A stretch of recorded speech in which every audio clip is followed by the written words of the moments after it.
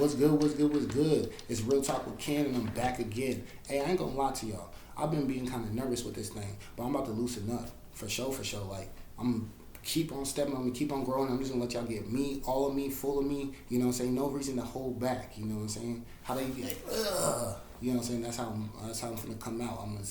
I can't hold back no more. If some of the videos go, they go. If some of them don't, they don't. You know what I'm saying? But at the end of the day, I gotta be 100% me. Anyway, let's get to it. I go in for a job interview yesterday, right? I'm trying to be a apprentice for a plumber, right? Now to me, I'm thinking like, bet I could probably, you know what I'm saying, talk to these people about an advancement. To find out, it's at a temporary agency. So I'm like, oh dang, bah. That's out the window because at a temporary agency, they not finna do no advancement. Well, the owner at the temporary agency proceeds to talk to me. At this point, my journalism mind starts coming, you know what I'm saying? Because the way the manner that this man is speaking to me in, he's speaking to me. Hey, I appreciate everybody tuning in. Now hit that like, share, and drop some comments. Tell me what's on your mind. Now let's get back to the show.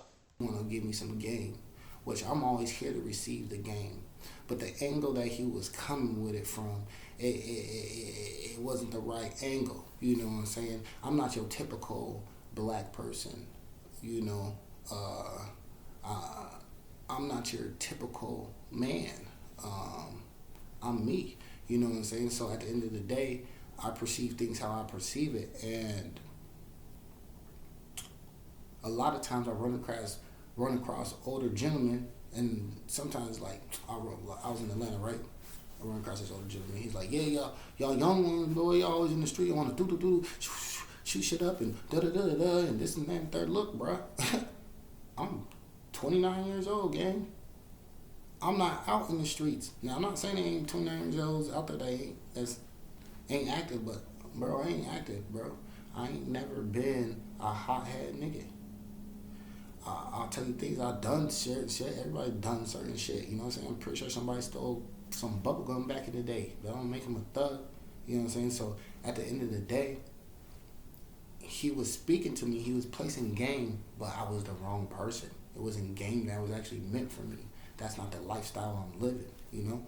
So when this man at the temporary agency is speaking to me, he's trying to speak to me and give me game, but it was for the wrong reasons, you know? So he proceeds to tell me that me thinking that I can get an advancement without any work is unrealistic. Well, first off, they may not call it advancements, but people get certain things from moving from a state to a different company. You know, I'm over here in South Dakota. They want me to come over here in Omaha and work at this job. They bless me with a check. What are you talking about? You know what I'm saying? There's multiple things that happen along this in the world of business. But is at what level are you at? I'm trying to become an apprentice for a plumber. You know what I'm saying? So I'm not saying apprentices come in the game with advancements. I know a lot of different apprentices. Some of them don't even get paid.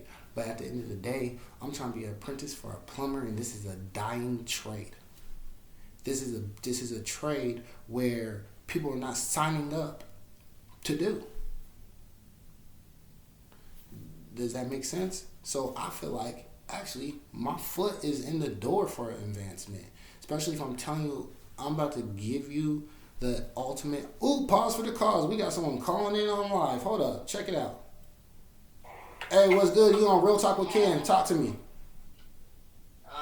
know how I get down. You know what I'm doing. What you doing? You live on the pod? Yeah, I'm live on the pod. I'm telling them about this job little dig that came through yesterday and my experience with it. You about to pull up? I was gonna pull up and see if you had some screws so I can slap these cameras on. Yeah, we got some, you know what I'm saying, miscellaneous random screws. You can come check them out. That's all I need. You know how I get down. All right, bet. Alright. All right. My apologies. We gonna keep that in there. Like I said, real and uncut. I'm gonna keep it me all the way, see it all the way through. But back to the story. So he tells me it's unrealistic. I tell him what I just told y'all, like, you know, companies woody woody woo. Then he proceeds to say, I've been in this business for X amount of years. I think you're giving me a load of bullshit. That's what he says. So I turn up my journalism mind either. Alright, after 30 seconds of seeing that this was a temporary agency, I was ready to leave. But the way you coming at me and talking to me makes me want to keep on drawing it out at you. See what else you got to say, right? Let me get some more of this information, this game you trying to drop, right? So I tell him, no, it's not. He says, well, we got some production companies that's looking for some people. I said, oh, I'm cool on the production. They care about the numbers too much. They care about the numbers too much. I'm cool on production. I'm good on the slavery.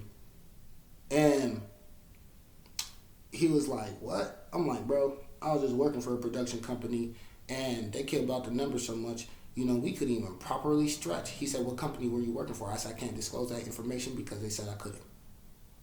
They said I signed the paper saying I couldn't disclose this information. He was like, he looked at me kind of weird, but whatever. I ain't lying. That's what it said. Now check it. He said, you know what it sounds like to me? I said, what? He says, it sounds like you think you know better than the company. I said, how? He said, if a company has to follow a statewide policy, there's nothing they can do about it. That let me know that man wasn't listening to me anything I said in the first place.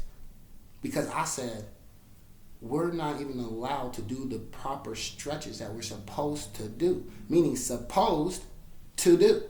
Meaning we have to do these. This is the policy. So since I didn't say the word policy, it went right over this man's head. So again, he says, if there's a state policy, they have no choice but to follow it. I said, exactly, I agree. So if the policy is to do stretches, how come we're not doing the proper stretches? After that man had nothing to say to me, but if you want to proceed, we can fill out this application. Boy, I told him I'd take the application and go. Then I called back hours later and told them, hey, I came in undercover. I'm going to be doing an article about y'all. Who can I tag on this? He said, that's a question for the owner. This is Buddy that first got me signed up for the interview. Then he proceeded and said, is this Kenneth? I said, no. He said, well, can I ask who's talking? I said, nah, I'd rather remain undercover. And then he was like, oh, well, what company are you looking for?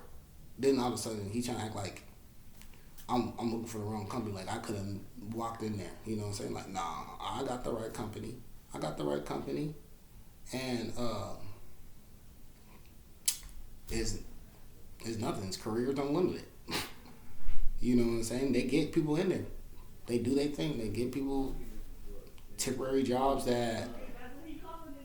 Oh my gosh. There ain't no way y'all disrespecting the stew right now. Oh my goodness. This is just... Look, bro. They done cut me off my story and stuff. But at the end of the day, I had to walk out of there with that application because, dang, bro, you got static paper with you and all that? Hold up, time out. It's my donuts, look, y'all see the disrespect your boy got to go through just to shine? This shit is crazy, boy. All right, I'm out. Be tuned in.